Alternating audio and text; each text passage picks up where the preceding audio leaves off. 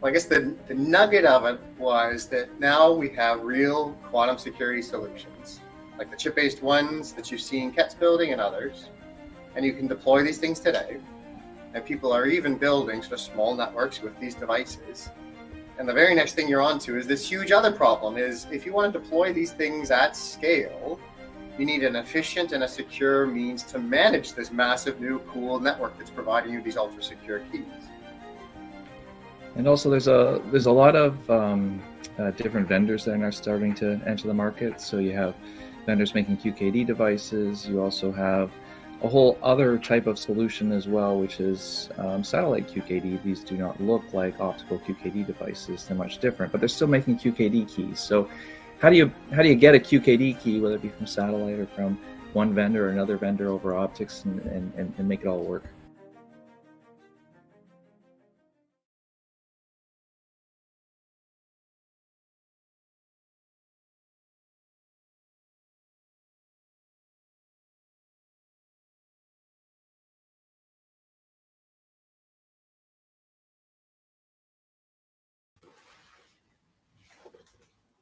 Hi, folks. Welcome to this webinar. We're going to kick it off with Professor Michele Mosca, just giving a couple of words on an overview of the project and setting the scene.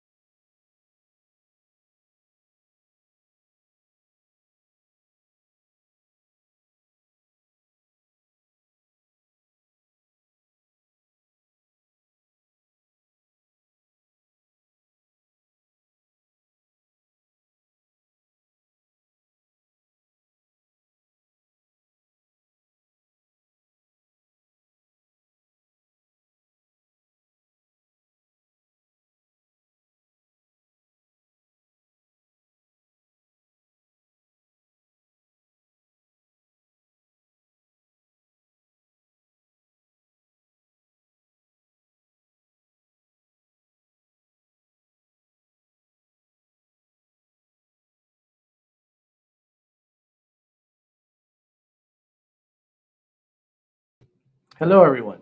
Sorry for that brief delay. It's a great pleasure to be here with you all. Thanks so much for coming. We're excited to share the results of our collaborative effort here. To give some background, Canada and the UK, they've both played seminal roles in the development of quantum information processing, from fundamental research to real-world deployment, including quantum cryptography and quantum computing, and more.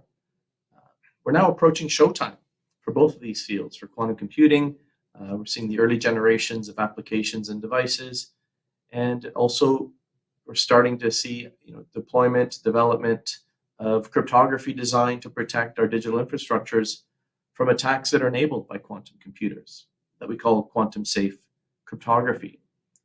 The term quantum safe cryptography includes both post-quantum cryptography, which we can implement without quantum technology, as well as quantum cryptography.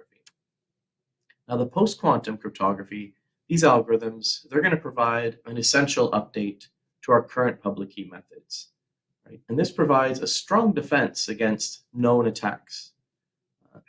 These very widely deployed security protocols, such as TLS, transport layer security, they're able to use these algorithms transparently, almost invisibly, with minimal external dependencies. There are some dependencies, of course, because some external anchor is always needed. In particular, public key infrastructure uses certificate authorities. But this relative simplicity is a great advantage, right? In most cases, the best security is the one you actually use. And so it enables very broad usage. So it's very important to widely deploy these robust implementations of these post-quantum algorithms. Now, this convenience does come with the risk of future cryptanalysis by classical or potentially quantum attacks, quantum computers. But TLS does foresee this, really, and it does allow a mechanism for using pre-shared keys, which are complementary or additional layer of security, one that isn't susceptible to cryptanalysis, depending on how it's done, but it may not share the convenience of in-band key agreement methods. Right.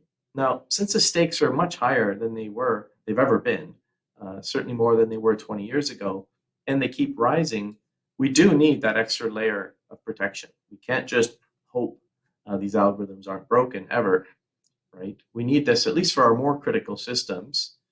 And quantum key distribution brings another means to establish that key that isn't susceptible to mathematical code breaking. So we have all these wonderful building blocks, thanks to researchers and entrepreneurs, for making the world safer and more resilient in the quantum era. More resilient, honestly, than we'd be positioned if it weren't for this so-called quantum threat. But for this potential for a safer, more resilient world to be realized, we have to implement these solutions securely on secure devices. We have to make these solutions easy to deploy scalably. They have to interoperate with each other. For example, satellite QKD networks should smoothly integrate with these fiber-based QKD networks. And we need all of this to interoperate with the rest of the technology ecosystem. And BaSQuaNa is all about making a leap forward in this integration and scalability. And next, it's really just one more step in this long journey. We look forward to a larger Canadian quantum safe network, connecting seamlessly to a larger UK quantum safe network, and together reaching out to the rest of the world and deploying these solutions globally to protect real world systems. So we're really excited to share the great work the team here has done and engaging this broader group of stakeholders in continuing this journey. So again, welcome, and I'm looking forward to today's presentations.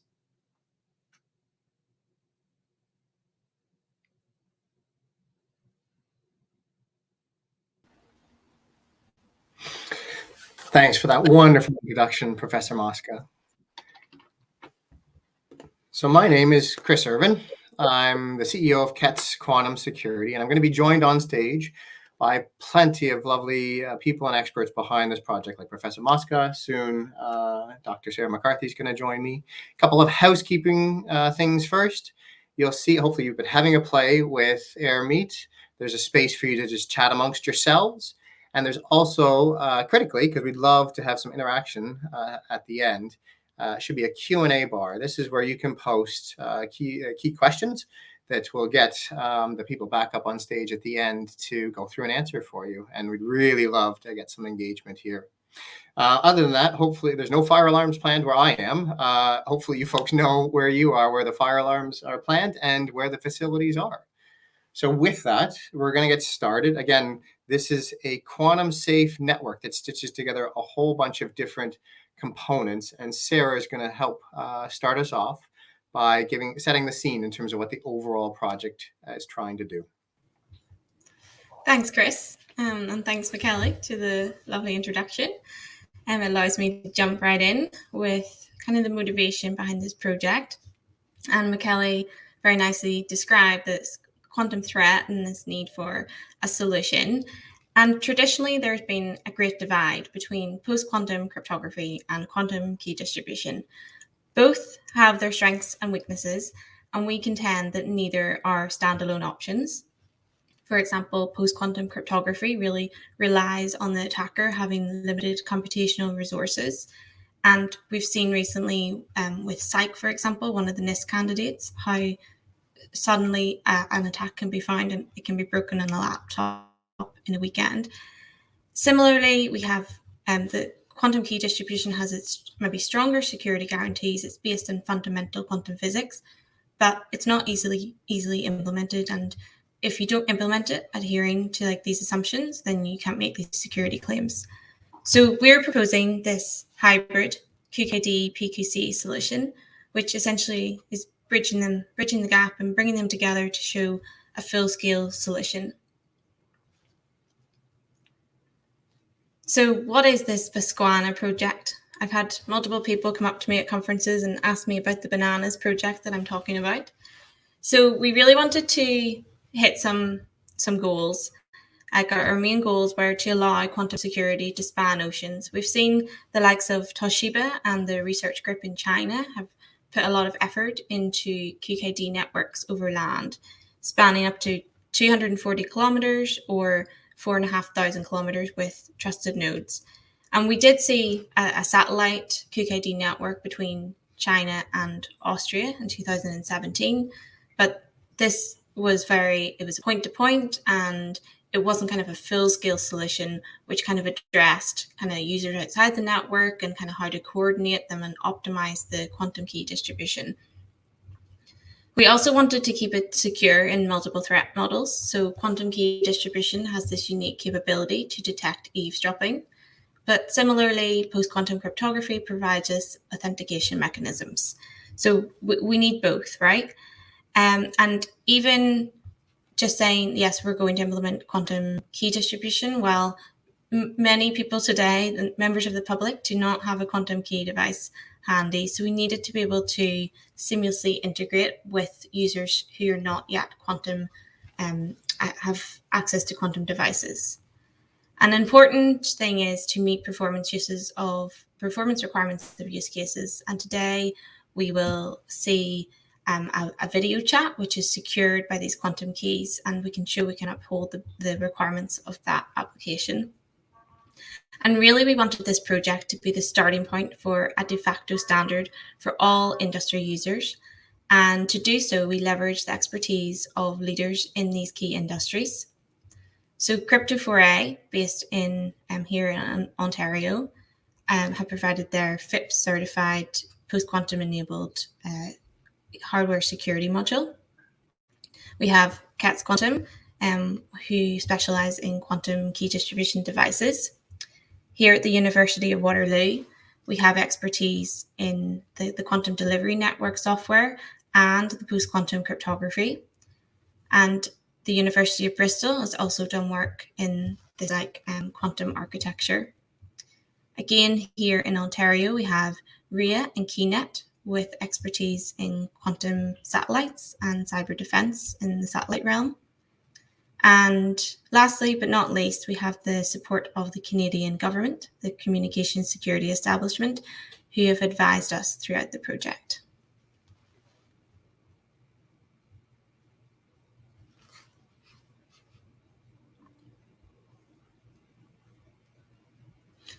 So I think Chris was supposed to come on here, but I can carry on. Oh, here he is. Just a slight platform. Thanks for the wonderful scene setting, Sarah.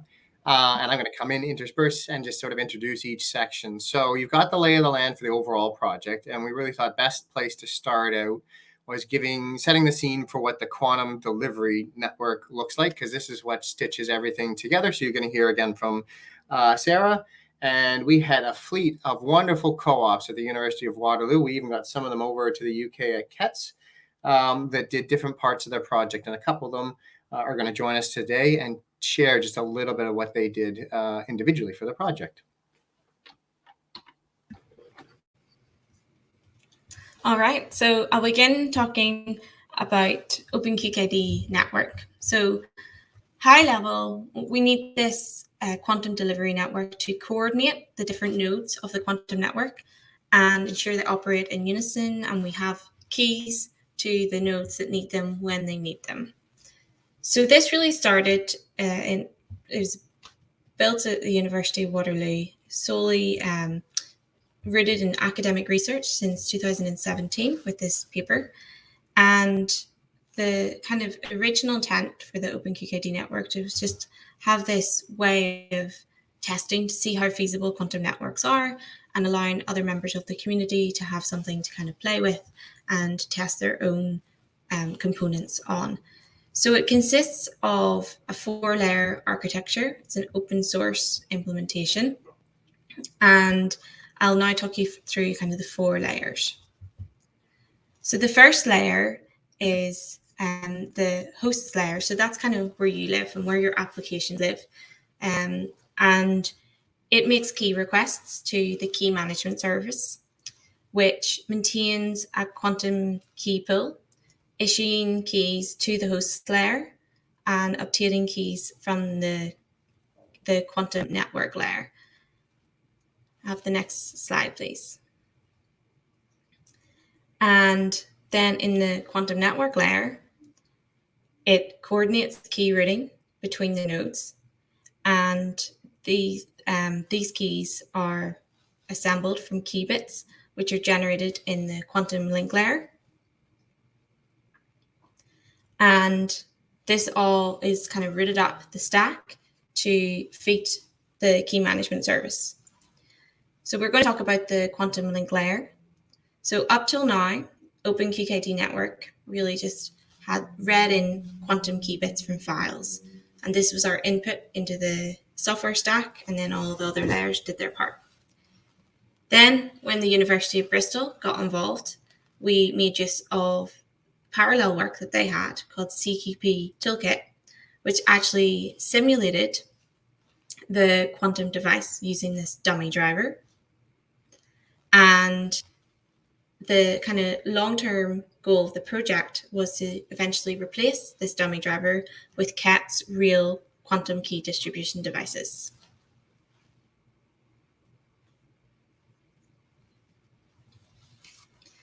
So we're going to zoom in on what one node looks like. So you can see we have our 4 layers. We've got our quantum link layer, and the picture here is CAT's device, and it maintains a quantum link with the other quantum link layers in the network. Then we have our key management service and the quantum network layer kind of put together in a box here.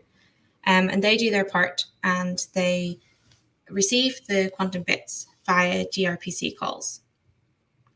And then the KMSs are kind of joined together by this OpenQKD orchestration link, and this provides internode communication using TCP, and the message is HMAC'd with a one-time pad key. So how does the quantum network layer or the key management service talk to the host layer? Well, we use TLS 1.3, and we go one step further. We actually integrate post-quantum cryptography into the TLS 1.3 connection. So we use a hybrid solution, but then we realized that the key management service is in Java and the host layer is in C.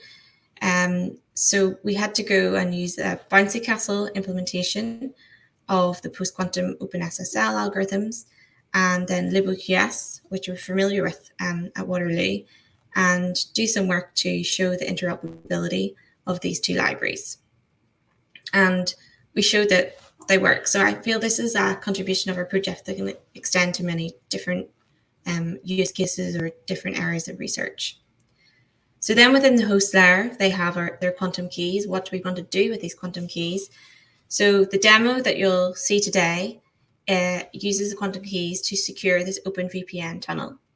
And you can see on the side we have these 2 node connections, and they all are connected. So in each host layer, there's an OpenVPN client, which is connected to an OpenVPN server and supplies this kind of triple key, which allows the OpenVPN clients to talk to each other via the server. So then we have this triple key exchange secured OpenVPN tunnel. That's elliptic curve, post-quantum cryptography, and our QKD key. And then within this, we could run really any application we want. But for the purposes of our showcase today, we decided to use Jitsi Meet, which is a WebRTC-based video conferencing software. So this is the same kind of underlying software that you use in Google Meet, say. So it's very applicable to kind of any other video conferencing software. But some of our engineers were more familiar with Jitsi Meet, and it's open source and allowed us to kind of go in and modify it. So this is how all the nodes are connected, and what you'll see today. In fact, what you'll see today is up to 6 nodes. So I'm now going to hand to Pranchu, and Pranchu is going to talk about how we extend it to multiple nodes. Right. So we in the previous implementation that of the network, the way it was structured was that you needed to have the dummy drivers running before you could actually run the QKD network, and because of this, there was a limitation that you couldn't run them on the fly. So the changes I made to the code base made it so that you could run these two independently of each other, and that that the QKD network wasn't entirely dependent on the dummy drivers having to run before it in order to actually function. So you could technically have the QKD network running beforehand for however long you want, and then just start the dummy drivers whenever you want in order to just start pushing keys through the QKD network. And these changes that were made to the code base also enabled multiple node setups with different kinds of topologies. Earlier, we were only able to run up to a 3-node setup, which was linear in nature in the network. But the changes that were made enabled up to 5 nodes that were tested out, theoretically even more. In fact, we have a 6-node setup shown before, but essentially it allowed up to 5 nodes or even more, and allowed different topologies such as ring topologies and star topologies and even mesh topologies to work. So you could essentially pick and choose the way you want your nodes to be connected, and it would all work, and you could have the network run independently of the dummy drivers and just start the dummy drivers whenever you want. That was what I worked on primarily.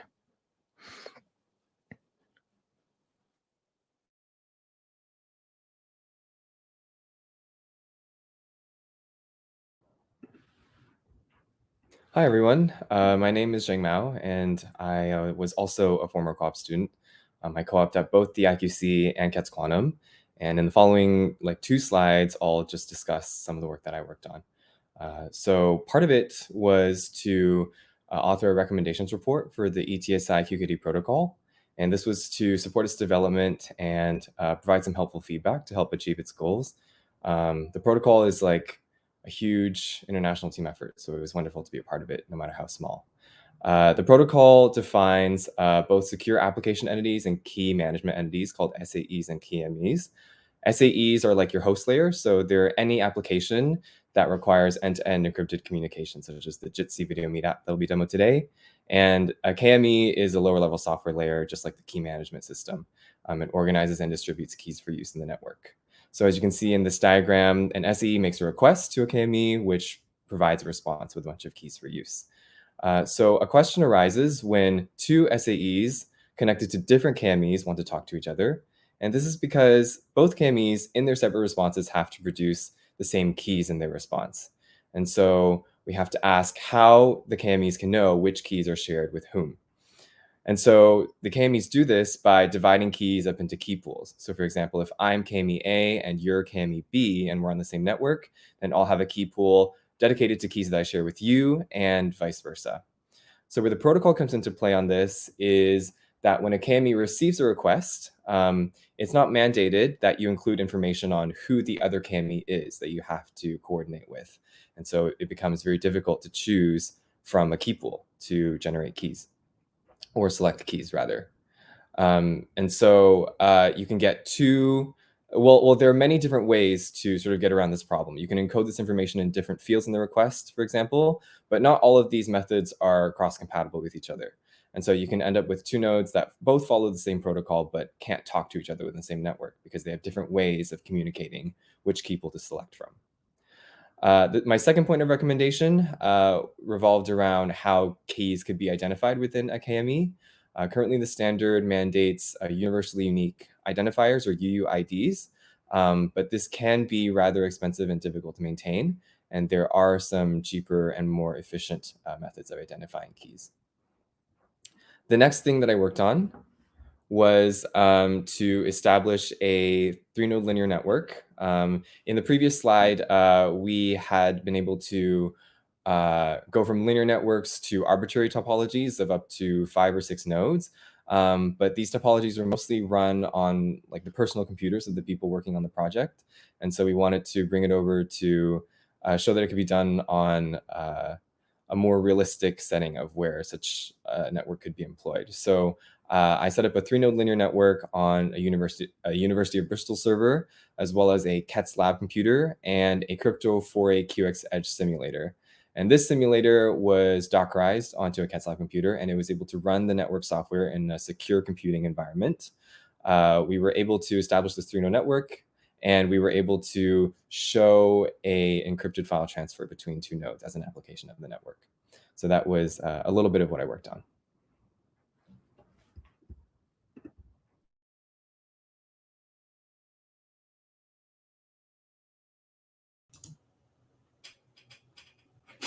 Hey everyone, hope you guys are doing well.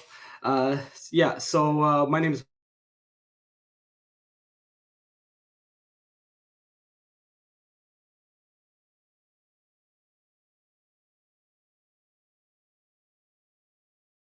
and some of the data that we would receive from our network. Generally, when we wanted to receive some of this data for me or Prancho or any of the other engineers, it was somewhat complicated, but we were able to do it because we had access to all of the servers. We would generally run some command line arguments to get all our data. But for anyone else, this was relatively hard and relatively annoying. They had to wait for any of the engineers to come and explain it to them or set it up for them and portray all that data. So we wanted to create a web client to help people portray their data more effectively and more efficiently. And with that, we have the OpenQKD dashboard. So with the OpenQKD dashboard, it was a web client to help display QKD network data such as IP addresses, node connection, number of keys, key rate productions, and other forms of data such as the topologies. And this allowed us to essentially portray our data in a more effective way, whether it was for us engineers to gain data more easily, whether it was for researchers or other parties to view the data more effectively. And from that, we were able to create multiple or different areas on the dashboard. One of them viewed the topologies. One of them gave us the IP addresses, the locations, and which nodes we're referring to for each location and for each IP address. And then a map to help display each location for each map and for each part and for each node, so it can be easily portrayed. And it would also show us which nodes were on, which nodes were off, so we would know whether the connections are on, whether the connections are off. And this was displayed in like a red-green color. So with the dashboard, we were essentially able to ease the process of gaining and viewing our data. Thank you.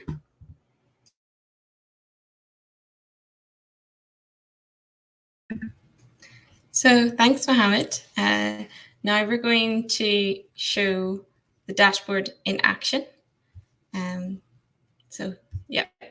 Here we go.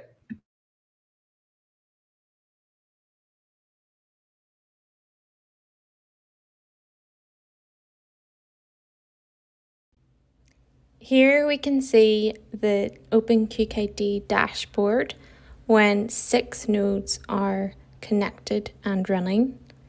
On the right hand side, if we click on each node, we can see the key count it has with respective nodes and the key rate between those nodes.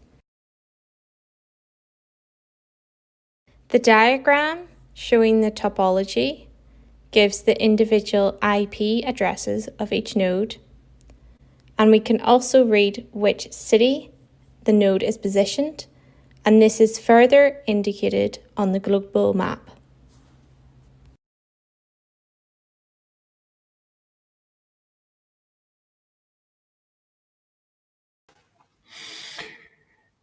Thanks for that lovely overview on the quantum networking portion of the project. Now, as mentioned, we were very fortunate in this project to have the support of not just one, but actually 2 governments. And to kick us off is Sir Peter Knight, a key architect of the UK's quantum program, to set the scenes a little bit from the UK's side.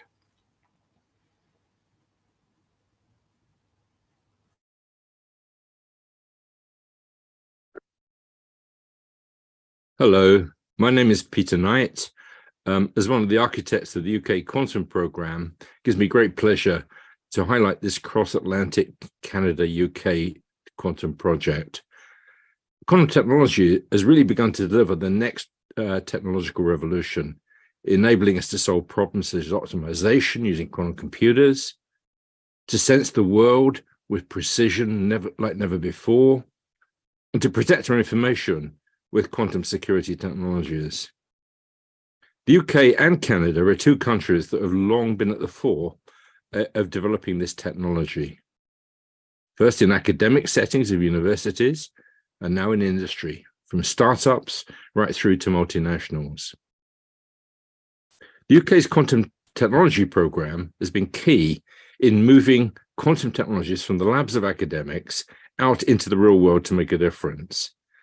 The commitment of a further £2.5 billion over 10 years by the UK government in this month's budget builds on the visionary investment since 2014 in a really coherent programme.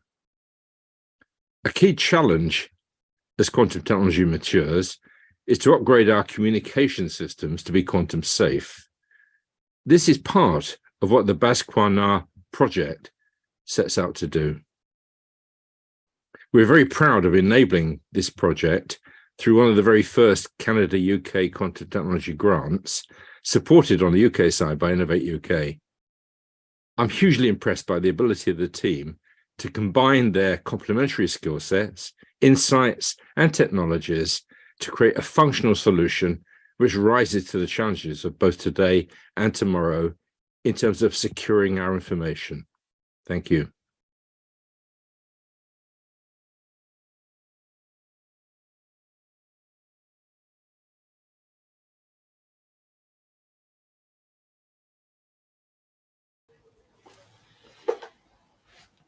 Thank you very much for those kind words, Sir Peter. And KETS is actually one of those prime examples that he just mentioned of taking something from university labs out into the real world. Many of the original founders of KETS were former academics from the University of Bristol that then started KETS as a startup to commercialize some of these key breakthroughs that we had made. And so I'm going to walk you through our chip-based quantum key distribution system.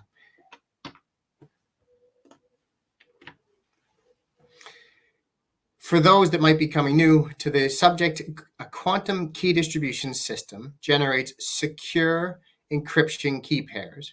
So you can kind of think of it like the digital equivalent of a safety deposit box. If I was writing the next blockbuster Hollywood script, well, I could lock it in a safety deposit box, and if I have a key, I'll lock it up, FedEx it over to the Hollywood producers, to Steven Spielberg, and so long as he was the only other one with that key, then I know it would reach him securely.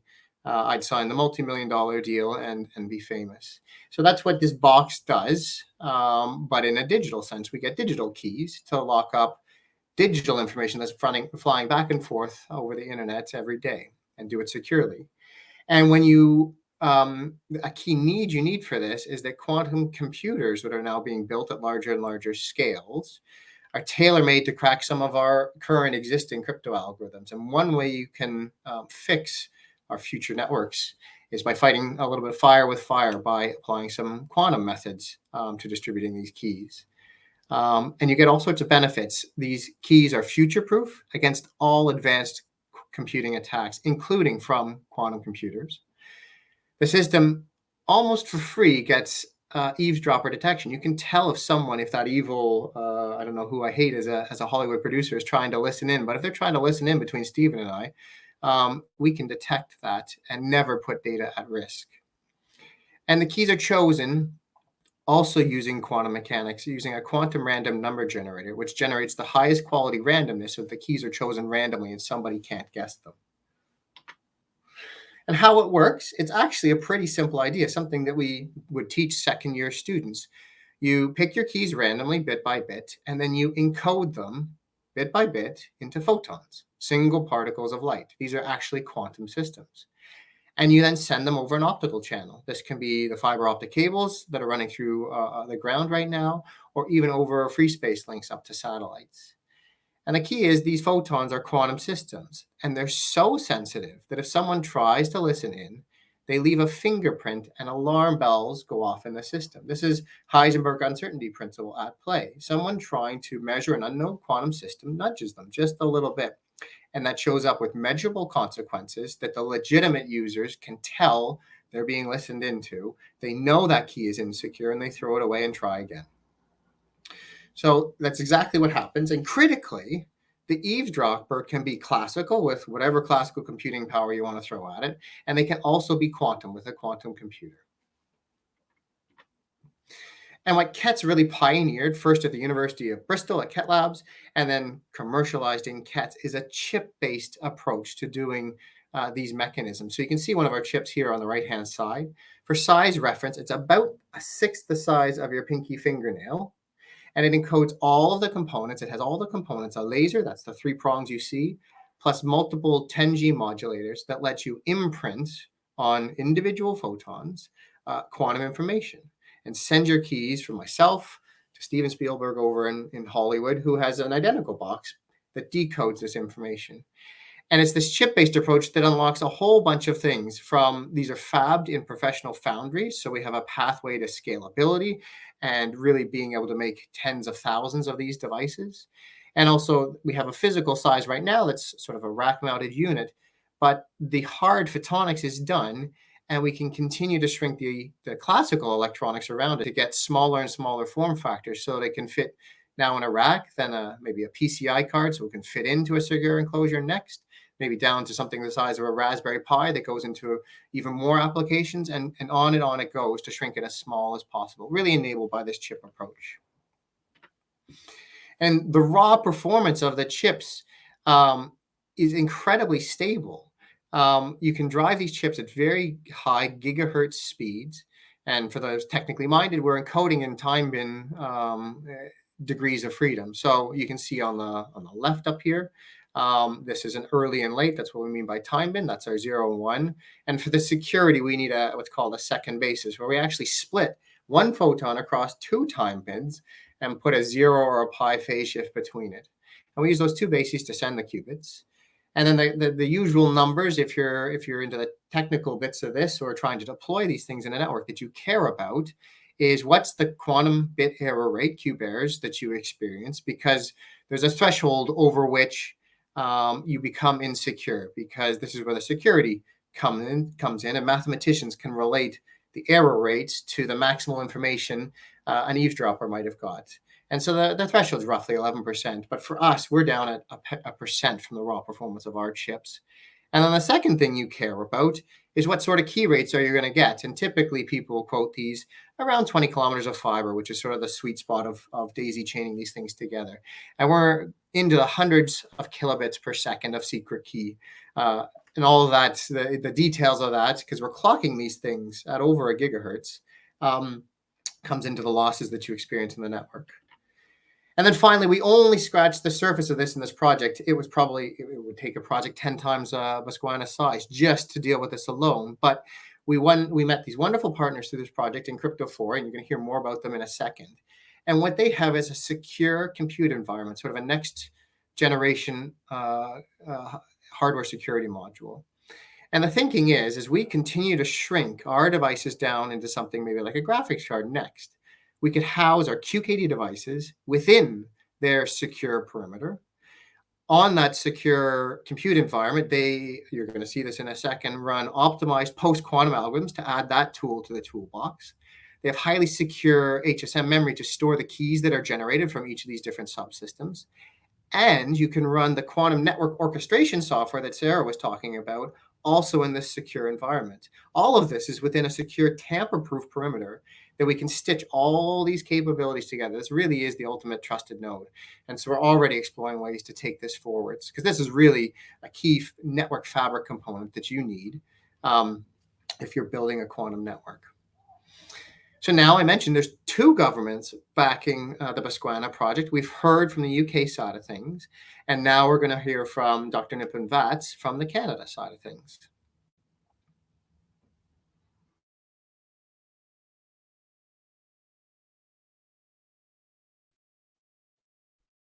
Thank you, Sir Peter. Bonjour, hello, I'm Nipun Vats, the Assistant Deputy Minister for the Science and Research Sector at Innovation, Science and Economic Development Canada.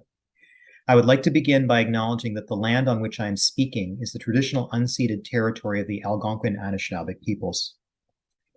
Canada has played a pioneering role in quantum science, including quantum communications, with a growing ecosystem of world-class centers of quantum expertise in universities and businesses across Canada. These achievements are a result of Canada's investments over many decades. Most recently, in January of this year, we launched Canada's National Quantum Strategy, which was informed by consultations with our quantum community. Our plans are driven by 3 key missions in the following areas. First, to support the development of quantum computing hardware and software. Second, to develop a national quantum communications network and a post-quantum cryptography initiative. And third, to support Canadian developers and early adopters of quantum sensing technologies, which will transform a range of key sectors. We aim to achieve these missions through investing in research, attracting, developing, and retaining talent, and commercializing our efforts into products and services for use in Canada and internationally. Of particular relevance to what we're doing today is the mission on ensuring the privacy and cybersecurity of Canadians in a quantum-enabled world through a national secure quantum communications network and a post-quantum cryptography initiative. As Sir Peter has mentioned, advances in quantum computing could break many of the cryptographic mechanisms currently used to protect personal, research, commercial, and government information. Work on this in this area has already begun here in Canada. In 2017, the Government of Canada initiated the Quantum Encryption and Satellite Science project known as KeySat, with several government organizations, academic institutions, and private partners, some of whom are also involved in the BaSQuaNa project. KeySat is one of the first tests of satellite-based secure quantum communications and is expected to be launched in the next couple of years. Like Sir Peter, I'm very pleased to witness the impressive output as a result of our collaboration between our 2 countries. The BaSQuaNa project has brought together some of the world leaders in quantum networking in the UK and Canada to build a standardized quantum networking architecture. This project underlines the importance of international collaboration to accelerate the development of mutually beneficial key technologies, to increase and diversify the collective talent pool, and strengthen our connections between Canadian and UK industries, as well as more broadly internationally. In this regard, Canada and the UK are global leaders in scientific research and have strong and diversified science, technology, and innovation relations, with extensive collaborations between academic researchers, governments, and industry. On quantum, it is therefore no surprise that we see Canadian organizations such as the National Research Council of Canada, the Natural Sciences and Engineering Research Council, known as NSERC, MITAX, the Canadian Space Agency, the Canadian Foundation for Innovation, and CFAR, all being actively involved in various initiatives with the UK to support common objectives. We are joining forces in the development of this key technology through Canada-UK Quantum Technology Grants, supported on the Canadian side by NSERC. Many thanks to the researchers and businesses and to NSERC and Innovate UK for making this happen. Thank you.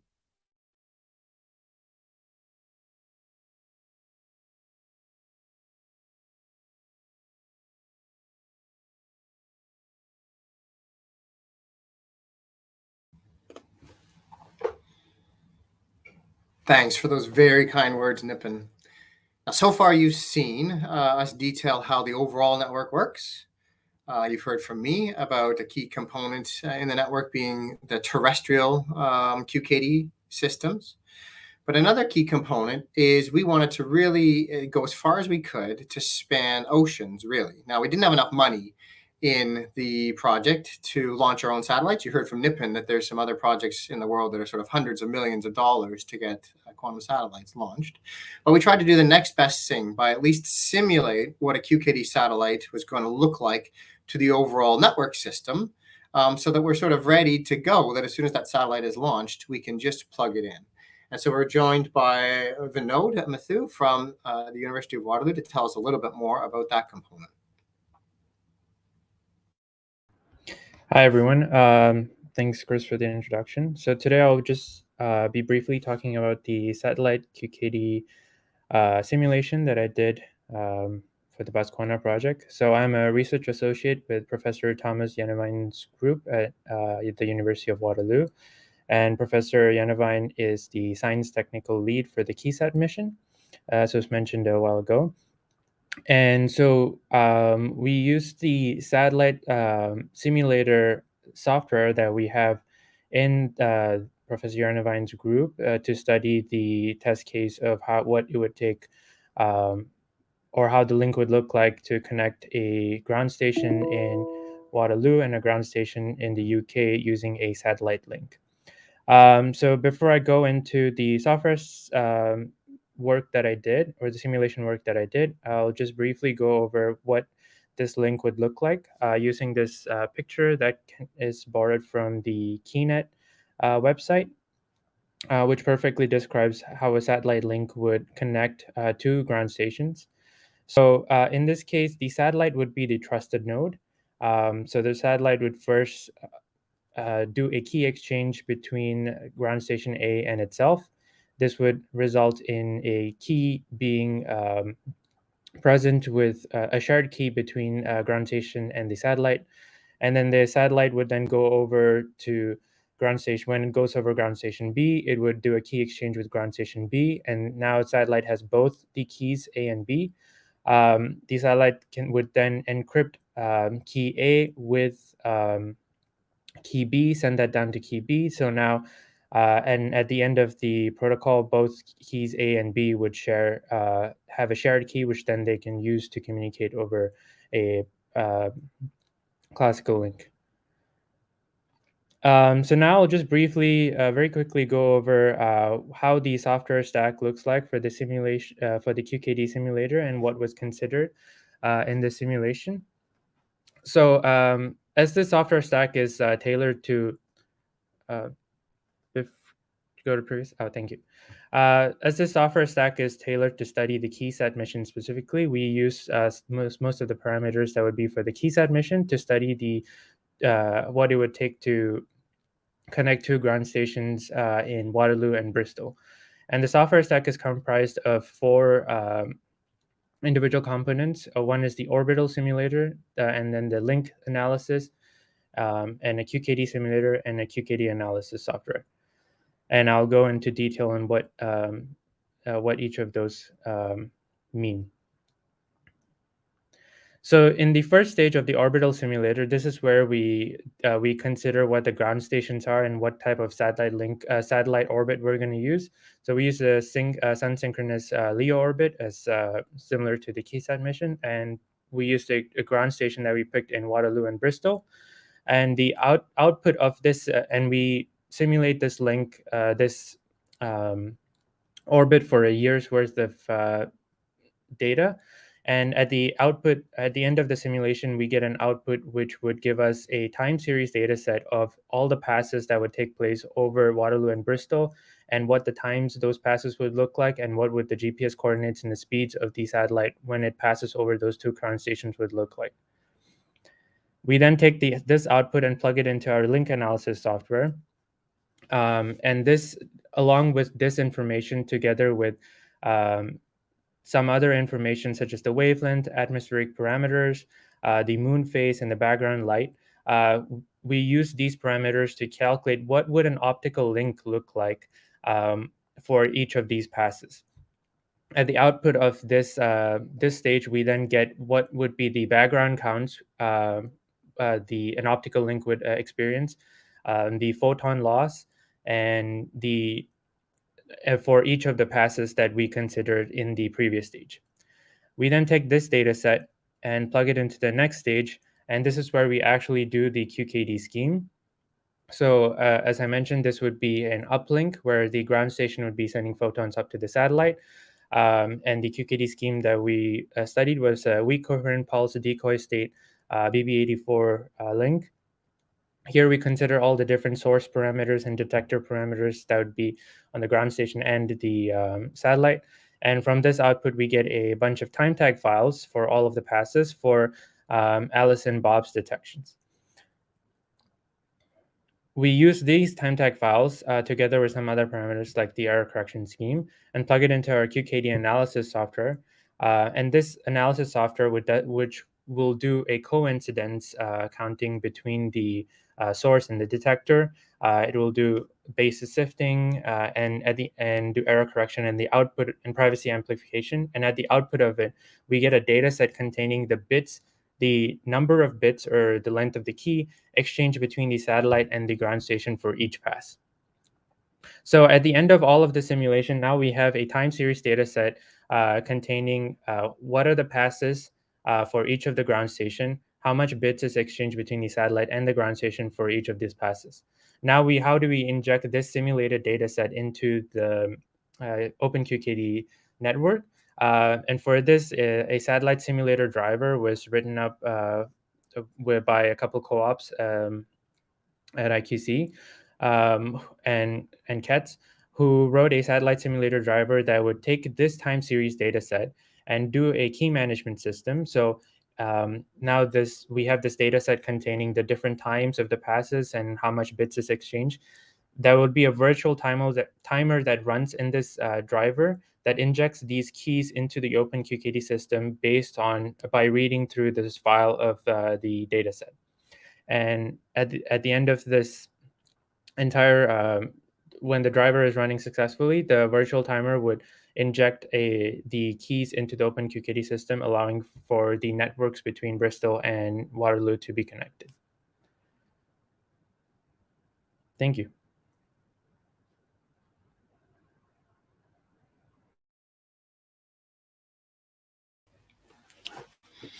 Thanks very much, Vinod. And we were very lucky in this project to have as part of it and great supporting partners, RIA Group, who for breakfast throw satellites off the planet and put them in orbit, and increasingly have a huge cyber focus.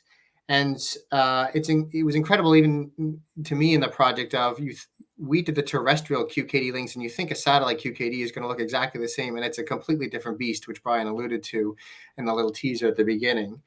So one of the first things we did is deploy a 2-node network between a node sitting in Waterloo on AWS. And then RIA was really, really supportive in giving us access to their data center in Gatineau, Quebec. And that's where we put the second node, where the QKD satellite simulator ran. And so we simulated a satellite link between Gatineau, which is just outside Ottawa, and Waterloo. Unfortunately, we had purely classical hiccups when we were doing that demo, and there was a lot of sort of buffering and stopping and stuff. And the other thing we did once we had that link set up is Doug, and you're going to see this video in a second, had done a really nice video in Gatineau, and he sent it securely using this system to the University of Waterloo, where we could watch it securely. No one else could. But we're going to save you all the stuttering and instead just play the real video for you and let Doug say the rest for himself.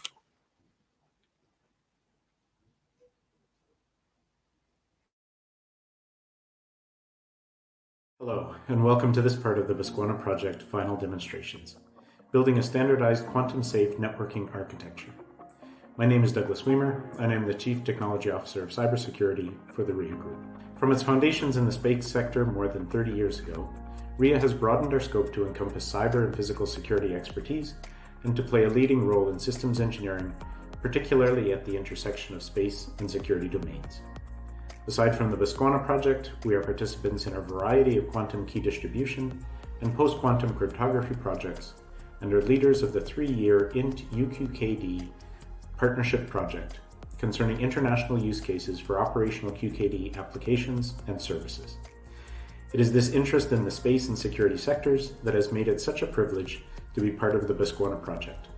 The BaSQuaNa project, the technologies that have been developed and optimized through its work packages, and the advances made towards delivering a standardized quantum-safe networking architecture all sit directly at the intersection of these critical space and security domains. For RIA, the importance of the BaSQuaNa project lies in the attention to the end-to-end demonstrator being delivered through this collection of final demonstrations in the project. This end-to-end demonstrator highlights the opportunities to leverage the technologies into a complete solution, encompassing ground and space links, combined with end-user applications. It is for this reason that RIA was eager to host the technology stack of the BaSQuaNa project in our data center in Gatineau, Quebec. A technology stack encompassing both the ground-based QKD node and the Space Link simulator. Drawing on our experience in the space and security domains, RIA has contributed to the BaSQuaNa project through advice and guidance on space and security topics, including consideration for the end-to-end security challenges, to provide ideas and suggestions towards the final demonstration use case, and to always have in mind the necessity for outcomes to have practical, real-world applicability. As may be evident already, this part of the demonstration includes the practical exchange of this video, a file of me within a quantum-safe network, quantum safe encompassing both quantum key distribution technologies and those of post-quantum cryptography coming together into a cohesive solution as part of an end-user application. But don't let the apparent simplicity of the file transfer fool you into thinking that the solution is simple. Instead, I really encourage you to investigate the details of all the project outcomes and the contributions and advances of each of the partners to better understand the depth of their expertise and the advances they have made in the QKD and PQC domains. Meanwhile, for all their efforts and their results, I offer my heartfelt congratulations to the entire team of the BaSQuaNa project. It's been a real pleasure working with you, and I look forward to continuing our collaborations in the future. Well done.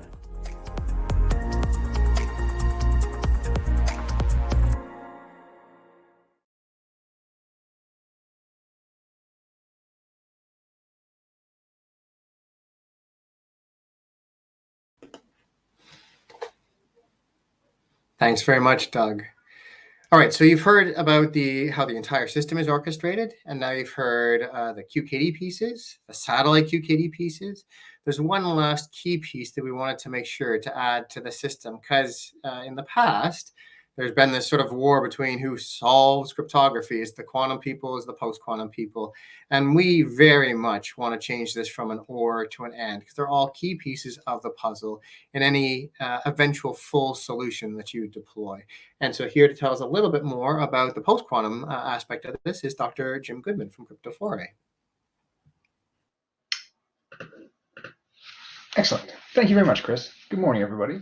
So I'm very happy to be able to describe to you today our efforts related to work package number 3, which, as Chris stated, basically the goal was to develop and benchmark optimized post-quantum cryptographic algorithms running on an actual hardware security module. In this case, that module was Cryptophore's QXEdge platform's QASM module. The QASM itself is built upon a Xilinx Zinc UltraScale system on a chip FPGA, and that consists of both a traditional programmable logic fabric as well as a number of embedded ARM cores. In terms of those cores, though, really when we talk about implementing cryptography and the likes, the ones we're talking about are the 4 ARM A53 cores. And the reason we focus on those cores specifically is because they're particularly well suited to doing the implementation of cryptographic algorithms, thanks to the fact they have a native 64-bit instruction set.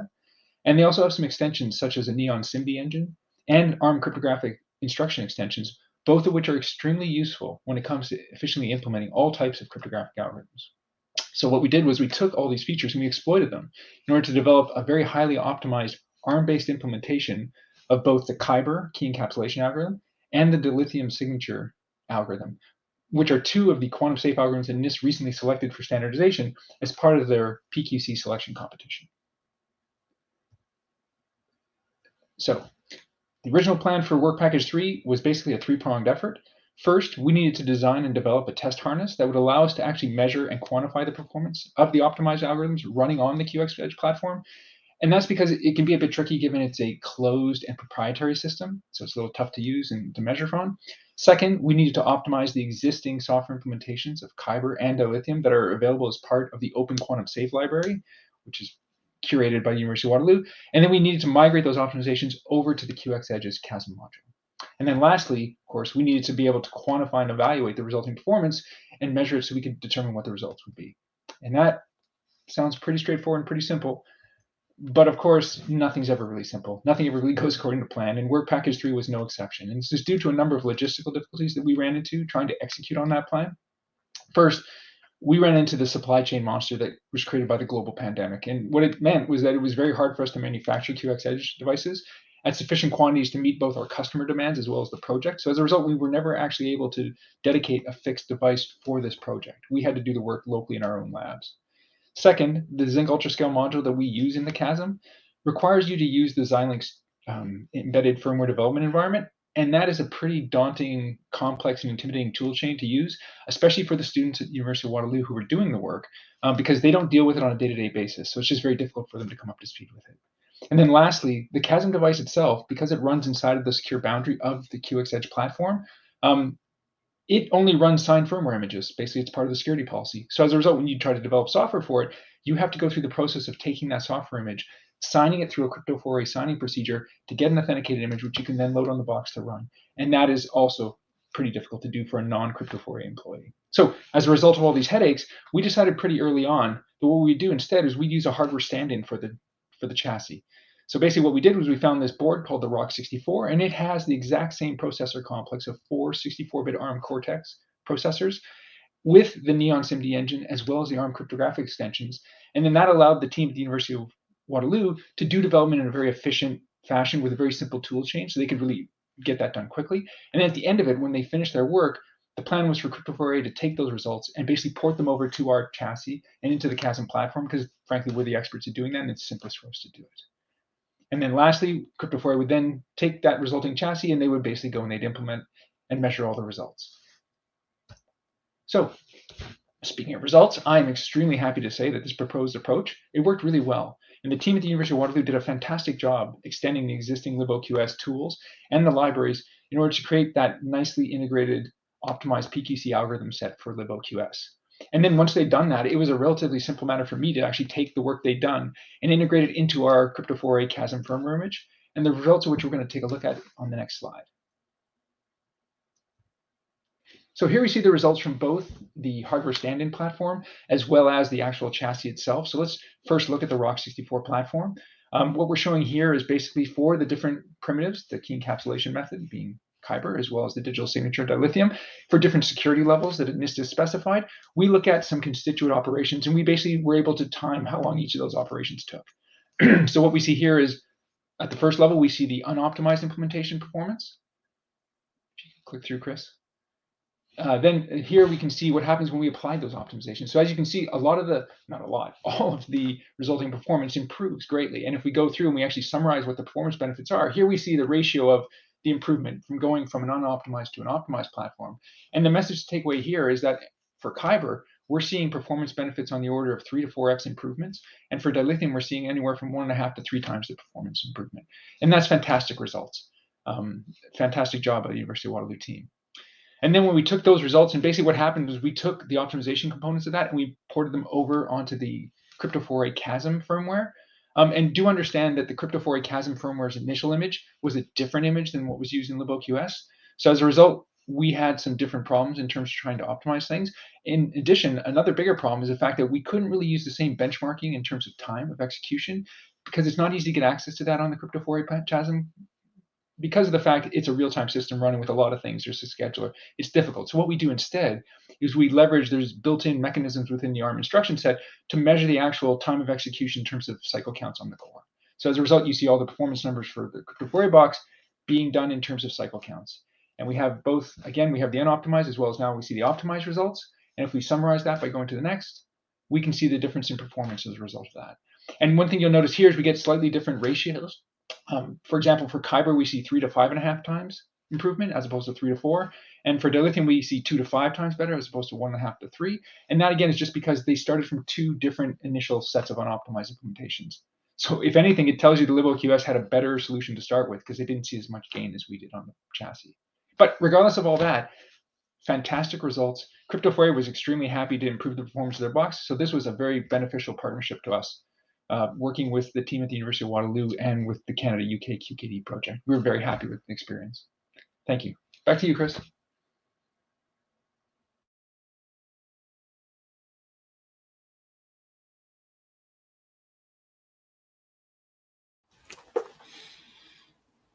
Thanks very much, Jim. So now you've seen the third piece of the puzzle in the overarching system. And it's easy just to put it into context to think, 2 times, 3 times, 5 times speed up. But if you're someone like AWS with hundreds of thousands of servers, each running thousands of VMs, that kind of speed up really makes a difference, especially in the algorithms that you want to migrate to that are quantum safe. So now, thanks for sticking with us, folks. You're a resilient bunch. I think we still have most of you. We're going to actually show you a demo of the entire system. Sarah's going to join us and intro it. And it's going to be, I think, in 2 parts. Sarah will tell you a bit more. Yes, this is the juicy bit of the webinar. So thanks for staying. Yeah, we're going to see 2 videos here. So the first one is really how it's set up. So if you're a software engineer, you'll probably love this bit with all the terminal windows. And if you look into the code, you can kind of see our our triple keys working.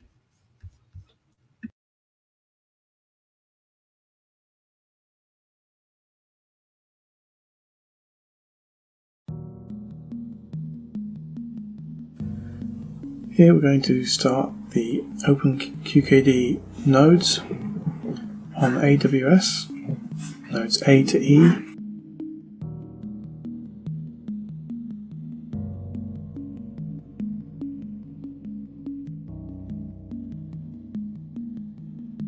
And also start node F.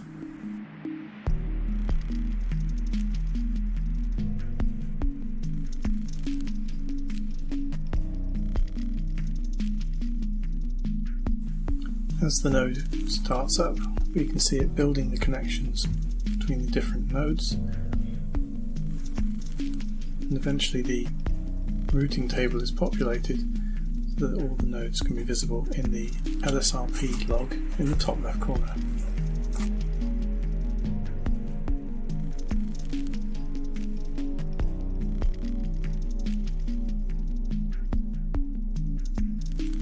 After a short time, keys start to be produced and stored in the QLL folder. We can now start the OpenVPN server, and the clients can connect to the server using the key from the OpenQKD network. Now we have an encrypted tunnel secured by a QKD key from A to F. We can now use a Jitsi server located in Waterloo to use video conferencing facilities.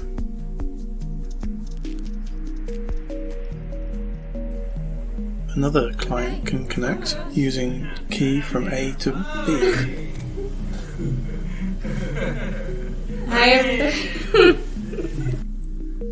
The QKD dashboard displays the node graph in real time.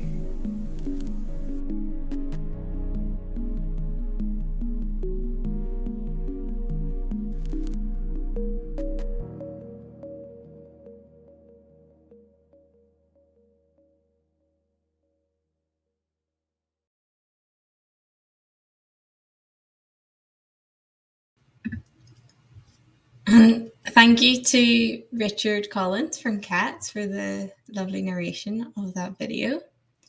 So that's the setup, and now we're going to see a fireside chat between myself and Chris and Brian. And behind the scenes, this is actually a 6-node network. 5 of the 6 nodes are currently hosted on AWS, with 1 locally hosted at CATS. And like we saw earlier at Rhea, we can locally host 1 here in Canada. So we have our 6-node network, 3 in Canada and 3 in the UK, connected by the satellite simulator, which Vinod talked about. And the short video clips on the screen there are behind the scenes of our fireside chat in Canada and the UK.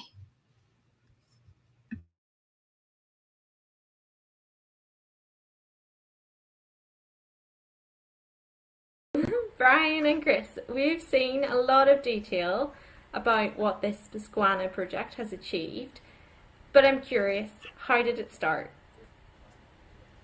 Well, I guess the nugget of it was that now we have real quantum security solutions, like the chip-based ones that you see in Ket's building and others, and you can deploy these things today. And people are even building sort of small networks with these devices.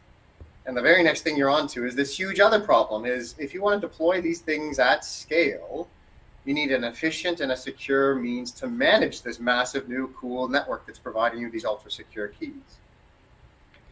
And also there's a lot of different vendors that are now starting to enter the market. So you have vendors making QKD devices. You also have a whole other type of solution as well, which is satellite QKD. These do not look like optical QKD devices. They're much different, but they're still making QKD keys. So how do you get a QKD key, whether it be from satellite or from one vendor or another vendor over optics, and make it all work?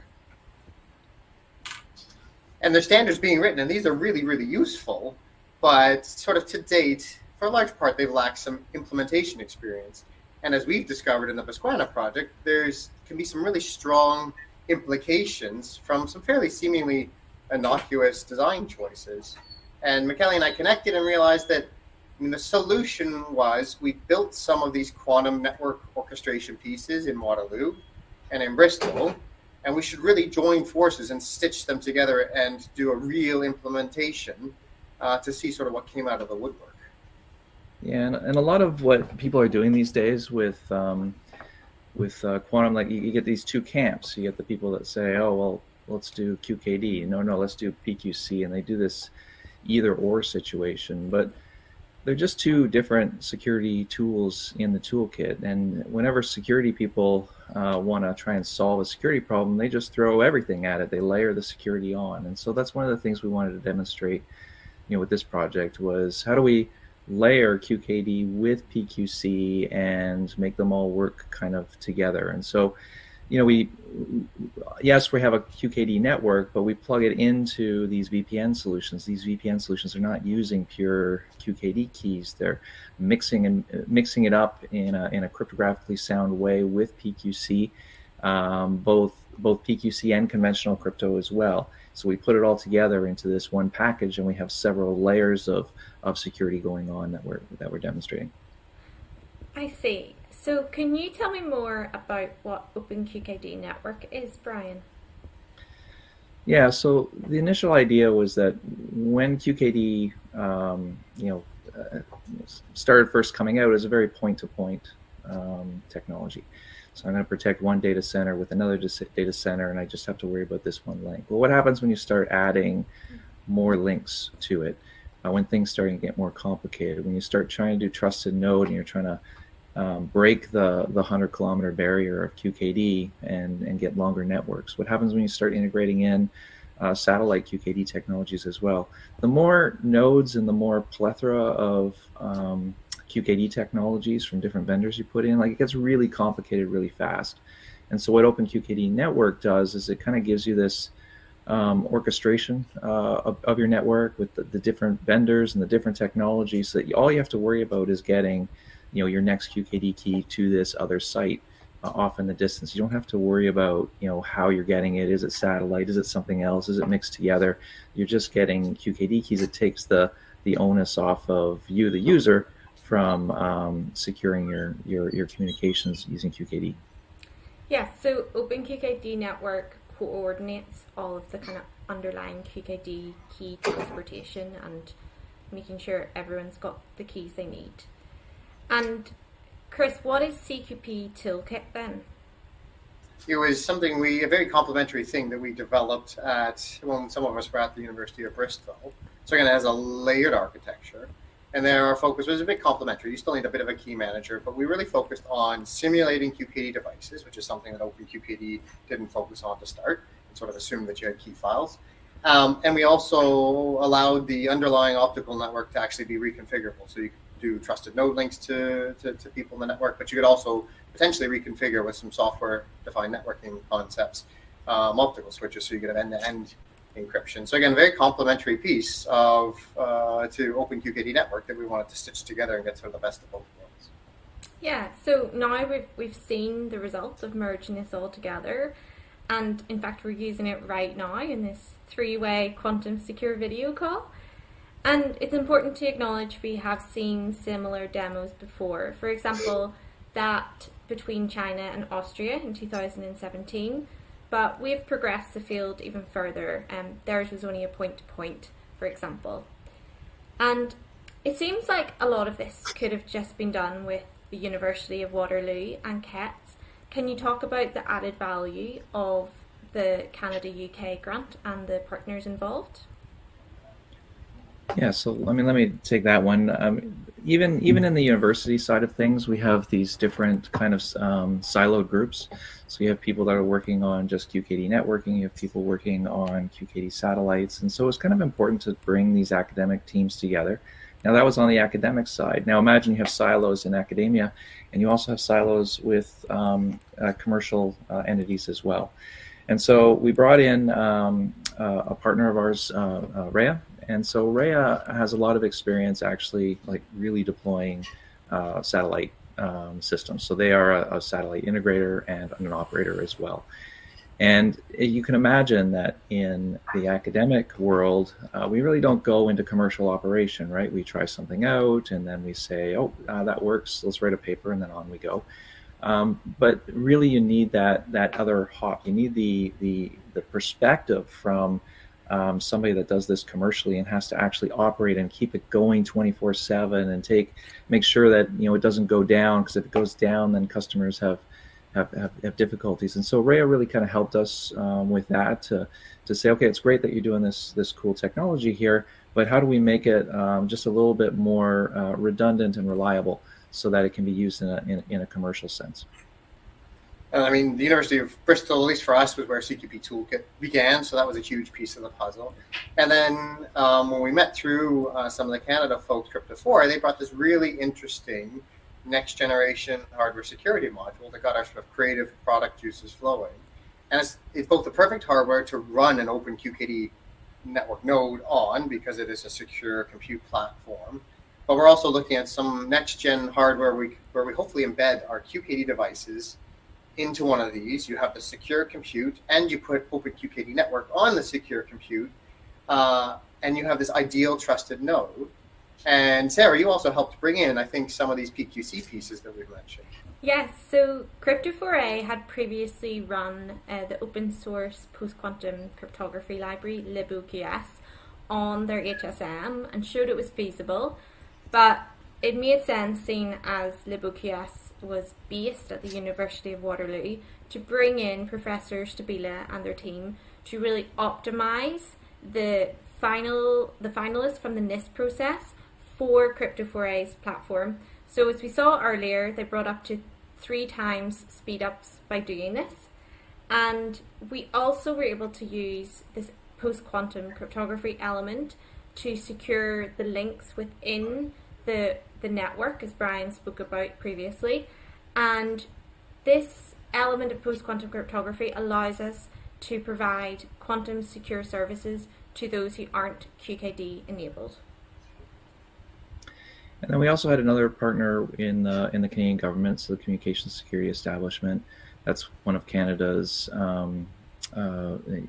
security main security groups here for the government of Canada.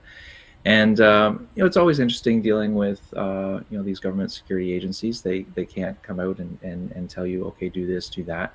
But it's when they say, oh, that's interesting, or they respond positively to something that's going on, we kind of know that, okay, that's something that we should probably pay a little bit more attention to.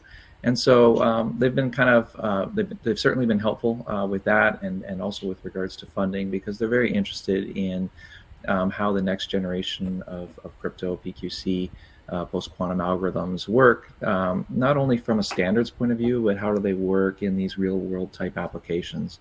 And so that was when we talk about, okay, it's PQC is running in this embedded platform or running on the Crypto4a device. We get back some positive, that's interesting feedback, and then we knew we were on the right track. Yeah, certainly. It's great to have their backing.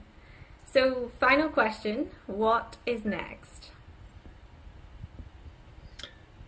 I think we just want to get this out there.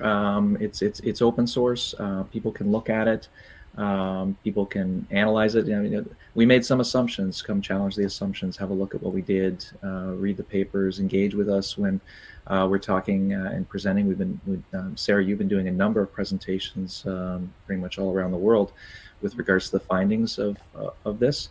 And everything always benefits from peer review in kind of an open forum. So certainly get involved. Have a look at the code base. It's available as open source, and feel free to bring this into your own projects, or come join us as a partner and help us make it more useful. Yeah, because we're looking at next steps beyond this project. We're looking at projects in real test beds now. There's some being built in the UK, in Canada, certainly in the EU.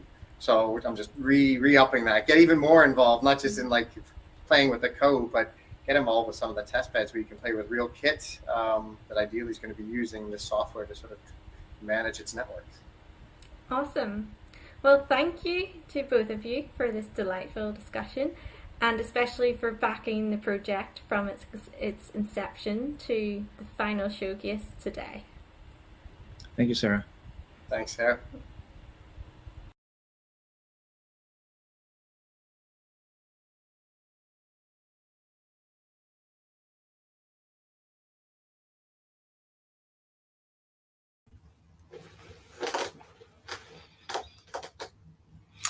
I hope you folks enjoyed seeing a demo of the real system. Again, just to reiterate that this is open source software. It can run on your own servers. It can run in the cloud.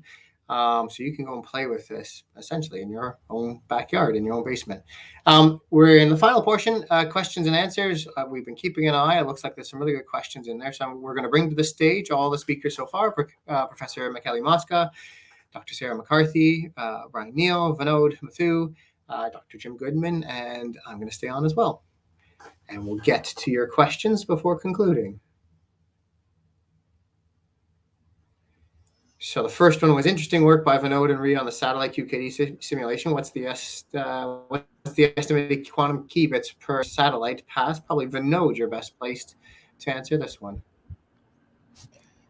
Yeah, so for per satellite pass, it's the number of bits exchanged. It's going to vary depending on the kind of pass you have and the time of the day or the moon phase and all that. So maybe a better question to answer would be like over a month you can exchange like a couple of megabits for a ground station on average, but this is also dependent on like what condition where the ground station is.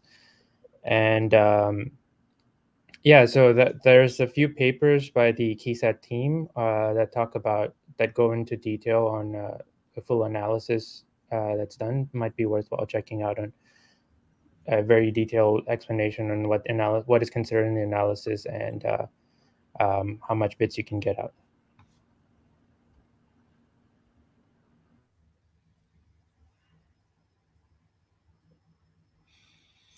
Next one was for the QKD simulator. I think there's another one for Vinod. They understood that you used standard BB84 weak coherent pulse decoy states for the protocol scheme. Was there any particular reason why you folks selected that one?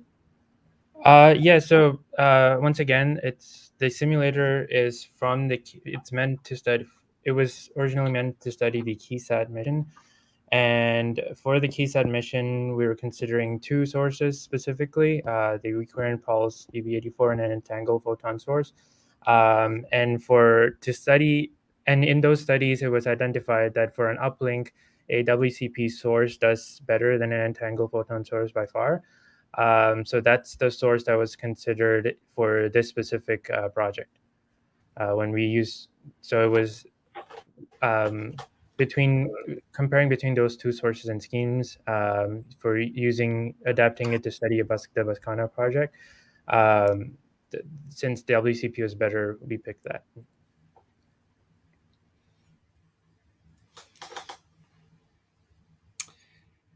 I think I caught that this was specifically related to the cryptophoria box when it was added. So this will be for Jim. Any plans or ideas about bringing this even smaller, the cryptophoria box, into microcontrollers?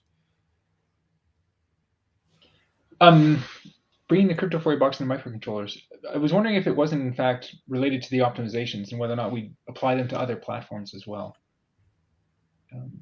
Take your best. There are different form factors for the cryptophoria chassis. Like right now, it's a 1U box, so that is absolutely the size of that. But we do have form factors that reduce the size substantially. The components in the box, unfortunately, there's certain things we have to do in terms of providing a security posture. They wouldn't really work with just a single dedicated kind of microcontroller. That being said, there are components in the box, such as our anti-tamper processors, that are in fact very low power microcontrollers that we're using for that kind of benefit. if it is in relation to the optimizations, then one thing I can happily tell you is that part of the effort from NIST was to develop optimized implementations on a number of standardized platforms, one of which was the ARM Cortex-M4, which is a very small embedded microcontroller designed specifically for IoT kind of markets and spaces. So I think some of that work's already being done. And over time, you're going to see more and more people bringing more and more things, especially into GitHub and the likes, where you'll find things like PQ Clean, adding in new variants for different kind of processor platforms and like. So I think it's very likely that, in fact, will happen going forward. Nice, and I think I saw Anthony post in the Q&A. We got it right, so that was the question. Next one up, and I think this one's for Sarah. Great work. That's a lovely question. Thank you. On behalf of everybody, they have two questions. One is PQC-based TLS systems are not known to be efficient yet. How good was the system performance of considering satellite communications? And then two, why use ECC when it's known to be not a quantum-resistant primitive? Sarah? Thanks, Aid. So first question, you said the PQC-based TLS is not known to be efficient, but I think this is like a problem which just applies to all PQC, and it's like a big problem in the community that everyone's trying to solve. As for our use case, we clearly showed that it was able to sustain video chat across the Atlantic. So I think it's safe to say it's efficient enough for now. And I know there's great research going into optimizing this even further. Second question, why do we use ECC? So it's important to note we use ECC alongside the PQC and, depending on the link we're talking about, alongside the QKD as well. So it's very common or almost recommended in the transition to quantum secure systems to start off with this like hybrid solution for that migration time. A number of reasons. One, well, if we think about PQC, and I talked earlier about Psych being broken in a weekend on a laptop, we don't want to completely move the security onto a post-quantum algorithm, which has only been around for 5 years and could turn around some weekend and be broken. So worst case, we'll be back to where we started, which was the elliptic curve. And the post-quantum cryptography, like that was a classical attack, right? So we know that ECC is secure from classical attacks right now, considering like regular resources on boot adversary. And it's the quantum attack which we're really trying to secure against using the post-quantum cryptography, but it's still in its infancy. And secondly, a more kind of like holistic approach is if we go to an organization like in the financial sector, in the telecom sector, and we say, hey, we want to rip out everything you have right now and replace it with these newfangled algorithms, like that's not going to be as palatable to them. If we tell them you're keeping all your security that you have at the minute, and we're going to just add another layer of security on top, which may or may not make your system more secure, they're going to be much more willing to try that out. Thanks, Sarah. And I wonder, Macaulay, I know you do a lot of advising on these types of things as part of the university, as part of Evolution Q. Anything you wanted to add there? Echo what Sarah said. It was what I was thinking. So I think we still do the pre-quantum because it's certainly conceivable that the new algorithms are broken by classical attacks. And so we still want to keep that layer of defense and the other reasons she also mentioned in terms of compatibility with existing protocols and so on. So it's a standard practice. The German government, for example, advocates this triple layer when you're doing QKD as well. It's the best of all worlds. Why wouldn't you use everything at your disposal, basically? And I think we've got 2 more questions that we'll try and get answered and get you folks off almost on time if we can. This one, how easy, difficult was it to bring people and resources back and forth between Canada and the UK? I think I'll field this one because it was Katz that brought Zheng Mao, and we also had another wonderful co-op, Patrick, that came across, and they were wonderfully patient because this all kicked off as all sorts of things started happening in the world. So we needed visas, and all that process took extra time because of the timing of things. And even in the best of cases, it takes time to get visas and things in place, especially when it comes to crypto, because These are hard people to find, and so the process is a bit involved, but it was completely worth it. Zheng Mao and Patrick were very patient, showed up. Patrick was the co-op mentioned by Vinod that had a huge part in getting that satellite simulator to work, and I think it worked that much better from him being on premise. And Zheng Mao similarly getting the trial with the Crypto4a simulator working in Ket's own server. It was really worthwhile, but it did take a bit of doing, especially for a smaller company like Ket's that doesn't have the resource of, say, a multinational. I think we had one more. I heard, and this will be, I think, for Jim. I heard the QX Edge is the first FIPS certified PQC enabled HSM. Did you have to take the FIPS requirements into consideration when running the optimized algorithms in the CHASM module? That's a great question. So for this particular exercise, anybody who's familiar with FIPS knows that in order to run in FIPS mode, you can only be running FIPS approved algorithms. The current PQC algorithms that are being proposed, Dilithium and Kybernet, are still in the standardization process, so they are not FIPS approved at this point in time. That being said, there actually are other quantum safe algorithms which are they have been standardized. These are the stateful hash-based signature algorithms, HSS and XMSS, which are essentially getting ready to be FIPS approved. In fact, there are vector sets available on the FIPS demo server that allows you to attest that your implementation is compliant. You can actually get certification for those. And it's funny enough, our box actually has those algorithms. We've had them since the beginning because we use them to sign our firmware images. If you remember when I was talking, I said we have a rather evolved process for signing firmware to ensure that it is valid and authenticated. We actually use quantum safe algorithms to do that on our box, and we have since day one. It's one of the reasons we call ourselves, one of the reasons we were designated as PQC enabled, because we use that form of PQC in order to secure our box, essentially. So for Kyber and Dilithium, no, you basically are not going to run in FIPS mode to run those algorithms. But for things like LMS and that, you can actually run in FIPS approved mode once FIPS has finally done the ratification of that. So interesting. It's going to get very busy over the next couple of years as they start bringing these new algorithms online and adding to the FIPS process. But great question. Thank you for asking. Nice. And I know we had one more pop up, Vincent, but we want to get people out of here as quick on the time we set.